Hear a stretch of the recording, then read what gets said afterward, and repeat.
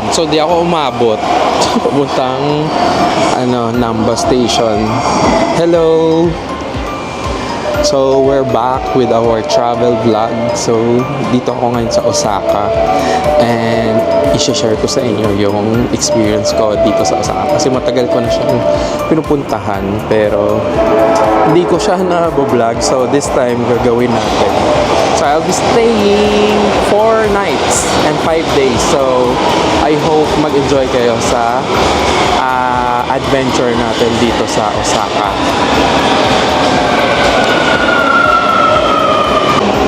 Yung kinuha ko palang hotel sa sa may Shin Imamiya Station. Kasi accessible siya. So, ayun. Mas malapit ako sa sakayan ng train. Tapos may JR line na rin at saka yung local. So ang next train natin is 8:56.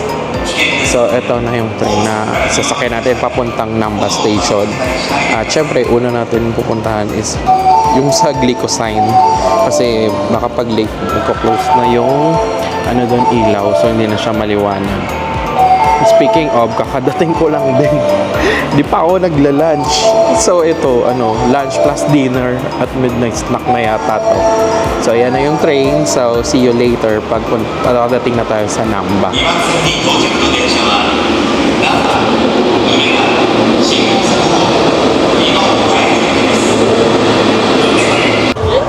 So ayan, dito na tayo sa Dotonbori.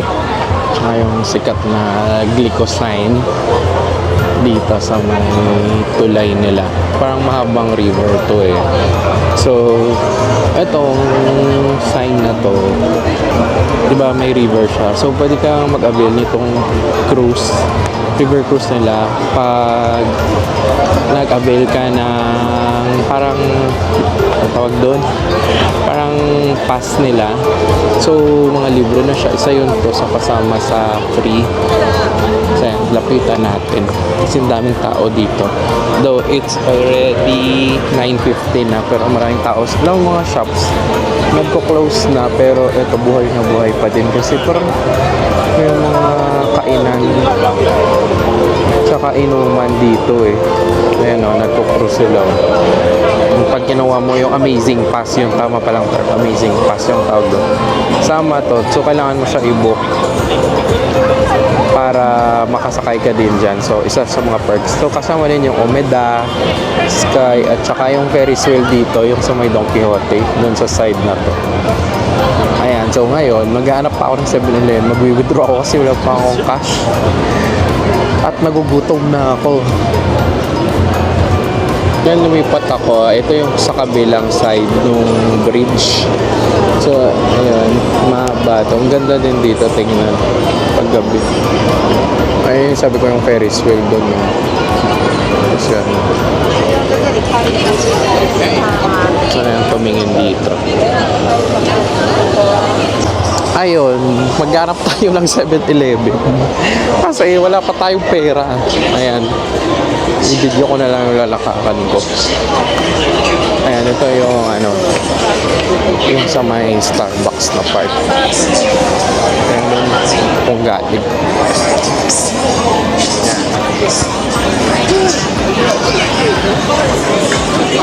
Then kung pambayad. Dito yung yung nakikita ka sa TV pag dumaan ka. Pero dito na park. So yung ito Gigo. Ayan, bago yata to na parang arcade. Ayan sabi ko TV Tapos bibili tayo ng ito yung pinakamasarap na gyoza dito sa Dotonbori. Dito tayo mamaya bibili. Sana may abutan pa ako. Tapos dito yung yung pusit na takoyaki. Masarap din dito. Nakapag-withdraw na tayo, 7-Eleven. Tapos, umabot pa ako sa pabilang tulay dito. Ang layo ng nilakad ko. Tsaka, speaking of, July ngayon, July 10, 2026. Ang init sa Japan. Pero, kung taga-Pilipinas ka, sure, kayang-kaya mo na to yung lamig, yung init dito. Sobrang, mas malagkit pa nga sa Pilipinas eh. Dito, okay lang eh. Tsaka, uso dito, may nagpa-perform sa street nila. So, yan. Pwede ka manood. Pwede ka rin magbigay. Pero yan, dahil dyan, may pambili na tayo. Kanina pala dumaan ako doon. Nakita ko na yung Dear Bros. Yung parang burger. Ano siya, sikat dito. Pati yung Ichiran. So, nakakain naman ako sa Ichiran dito. Pero, yun. Sa ibang ramen shop tayo kakain. Pero today, yung gyoza talaga yung ano. Kung bibili pa kayo ng pasalo, ito yung mga mura, yung Matsumoto Kyoshi na drugstore. Dito kayo mamili kasi mura yung bilihin dito versus sa Don Quixote. Kasi ito may street performance, si Kuya. Ayan. Ayan, pag binidyo mo. Ayan. Bibigyan mo siya ng tip kasi nag-perform siya. Pero yun, nakakaaliw kasi dito sa Dotonbori. Kasi makulay siya. Tapos ang daming kainan. Tapos ito, may Kobe beef. Legit yung pagka-Kobe niya. Ito, madami din ditong drugstore. Pwede kayo mamili dito ng pasalubong. Or kung anong gusto nyong trip. Pagkain, souvenirs, skincare. Tapos ito din. Drugstore din yan. Kasi ito, ang nakakaaliw dito, ito yung mga, parang mukha dito yung display nila sa taas nila. May malaking baka. Yung gamit nila. Pang-attract ng customer. Ito, dragon. Talking crab. Ayan, gumagalaw pa yan. Yan, basta dinikit dyan. Ayan, dito kanina yung Ichiran banda. Yan. Ito din nakakaaliw din to. Ayan. Crablet something.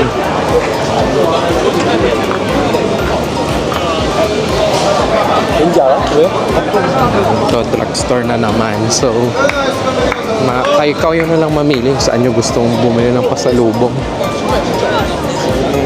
Kasi mura yung mga drugstore. So, then, yung mas maganda dito na side kasi malalaki sa. Ito naman parang sushi bar. Ito. Yan. Ayan, sushi yata yung binibenta dito. Ayan yun nga, sushi. Naka-display naman. So ito, ayan. Kung alam mo na yung pabilog, sure ako, takoyaki yan. Yung binibenta. Ayan, takoyaki. Itong laki oh. Ito parang shrimp. Tapos ito yung takoyaki din dito. Masarap. Ito yung sabi ko kanina takoyaki. Dito na tayo ulit sa gyoza. Kakain na tayo ng gyoza. Ito na yung lunch dinner natin. So, pasok tayo. Sana available pa. Mga open pa. So, umorder tayo nitong gyoza. Wala na yung karaage. So, tignan natin. Ito, pinakita ko sa inyo. In-order ko. Iyan ako ang mic pa. Para marinig nyo ako.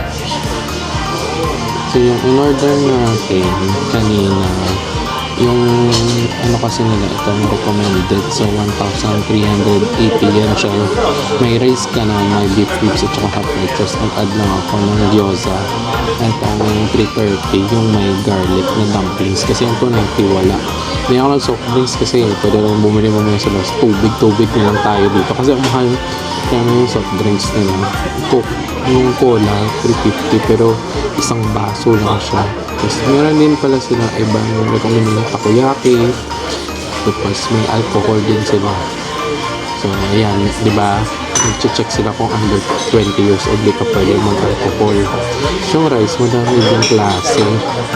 So, kaya ako dito kasi sulit yung mga pagkain dito. Kasi po may noodles, may appetizers pa sila. So, wala naman yung karaage. Yun yung in-order namin dati kasi dito, yung rice na may karaage. Pero, ganito na sila, nag-evolve na yung menu nila. So, antayin na lang natin yung order natin mamaya. So, ito na yung in-order natin. Yung beef, tsaka rice, tsaka ang pinakamasarap na gyoza. So, let's eat! Kain na tayo. Balikan ko kayo dito. Ang ganito, pakita dito yung tao. Parang may TV kung malabas dito yung image. Pero wala na yung image. Tayo na meron doon eh. Parang malaking TV.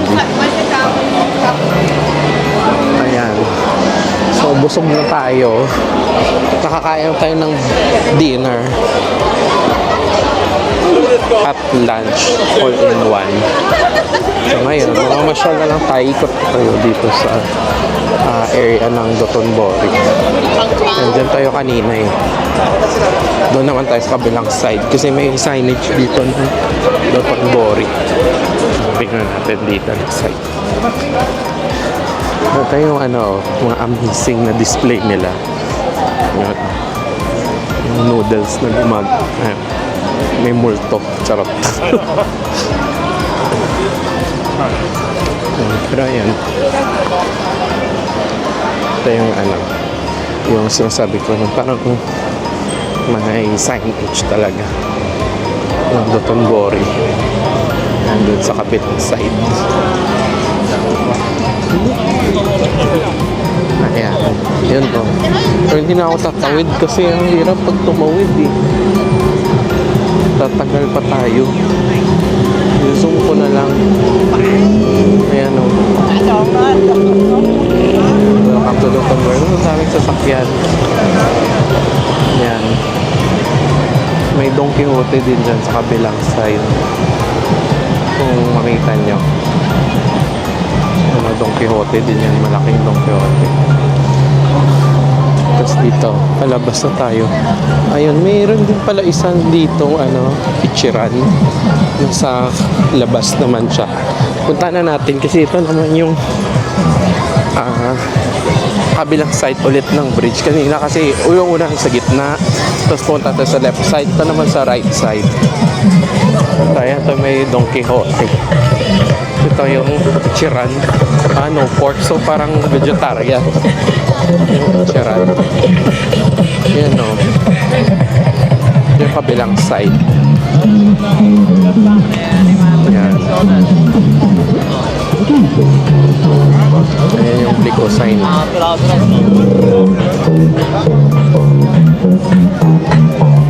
Ito naman may palabas. Entertainers.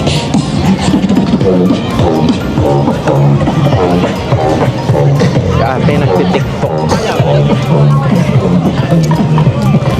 Yan. Hindi ko alam kasi parang nanonotice ko dito sa sa Dotonbori. Yung mga lalaking or mga tao naka-black na t-shirt. Hindi ko alam and parang ino-offer or niyayaya. Pero wag nyo na lang pansinin kasi hindi naman sila namimilit eh. Pag di nyo kakausapin, hindi rin naman sila makipag-usap. Ano ba yung binibenta nito? Parang tinapay. Yan o. So may croissant. Flat croissant yung binibenta. So punta na tayo ng train station. At kailangan ko rin pala magpa-load ng ng pass mo. Kasi 100 plus na lang naman, baka hindi na ako makasakay ng train. At di natanggapin kasi wala na laman yung card. Ayun, dito sa labas, may mga ano din dito eh. May mga kainan. Oo. Yung mga local mostly dito eh.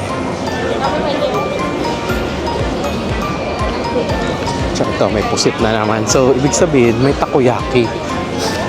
Ganun lang yung palatandaan dito.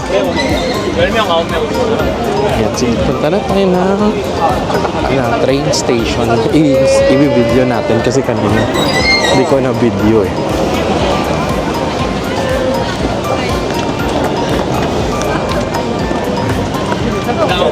Let's go back. At dito na tayo dadaan pababa.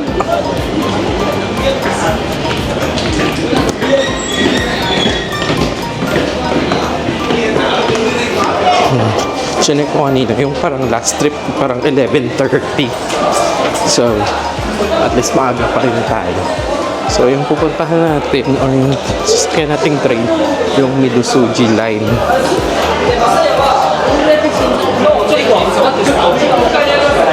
Nasa ano tayo? Basement.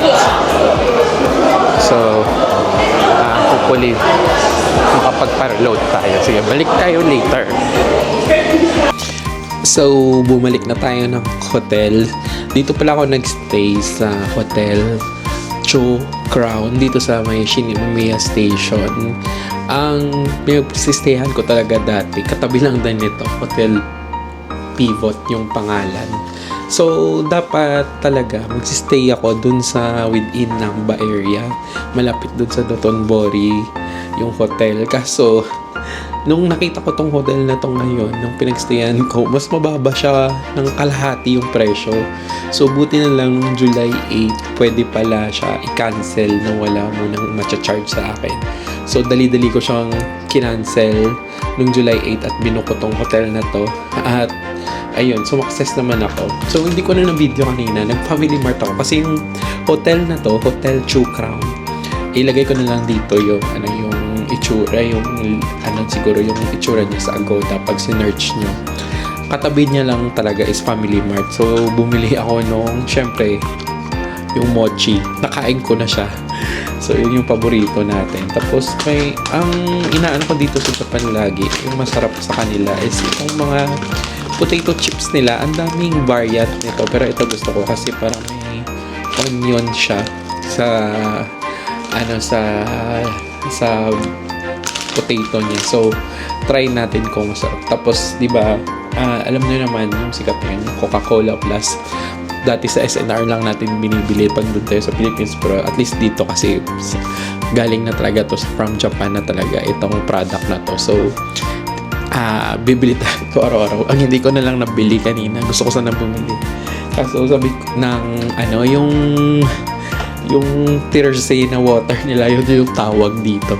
Yung nakakapayat daw na tubig. So, bukas tikman natin kung ano yung lasa, kung lasang tubig ba talaga. Pero buli ako ng malaking tubig, yung Suntory ng brand. Kasi personal supply naman to. Pag dito ka lang sa hotel, yun.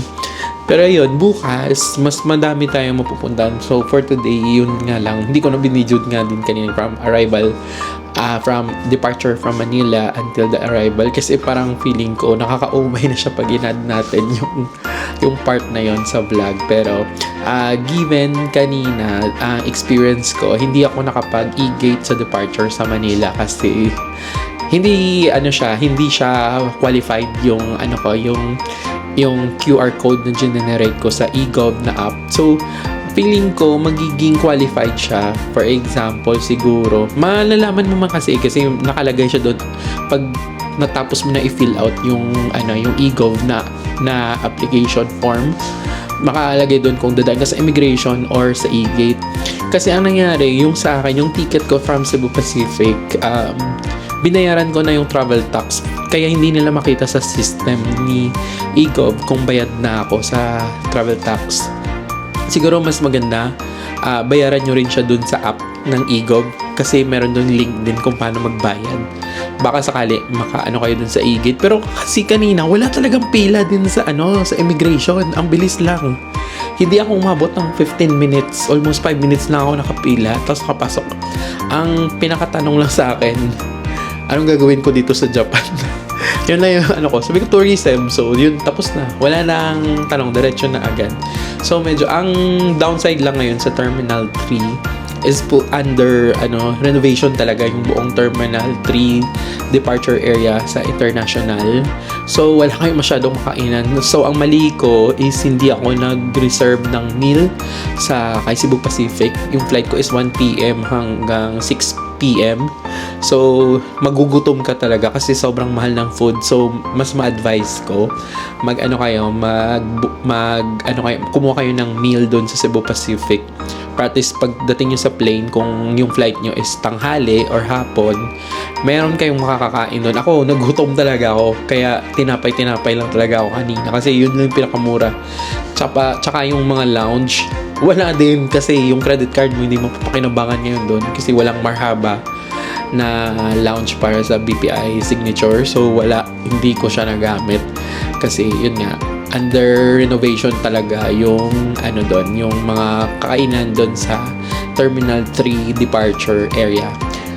Ayun, yun yung siguro yung ko doon, ma-share regarding dun sa airport natin. Saka kanina din sa Narita sa Kansai Airport, mabilis din yung process. As long na ready kayo doon sa declaration, yung sa QR code din nila ni Japan website. So, magbivisit kayo doon. Ibibigay ko lang din yung link dito. So, para hindi na kayo ma-hassle at mabilis talaga yung proseso. Wala naman tanong na nagtaka lang kanina yung immigration officer na lalaki kasi yung passport ko, ikli lang buhok ko. Sabi ko, mabala yung buhok ko at magkakulay lang kasi doon sa passport ko, ang ikli talaga ng buhok ko doon. So, natawa na lang siya. Pero yun. Yun lang talaga yung share ko din. When in regards naman sa trains, syempre, ano pa ba expect na sa Japan? Mabilis pa rin naman yung system nila. So, hopefully bukas may ma-share pa ako ulit. At mas maganda yung itinerary natin bukas kasi full pack talaga tong Osaka na travel ko na to. Pinagsiksikan ko lahat ng pwede isiksik sa travel na ginawa kong itinerary. So, hopefully bukas or another day, may mabibigay ako ulit na mas magandang experience. So, wait nyo na lang yung next na part ng vlog na to. Bye-bye!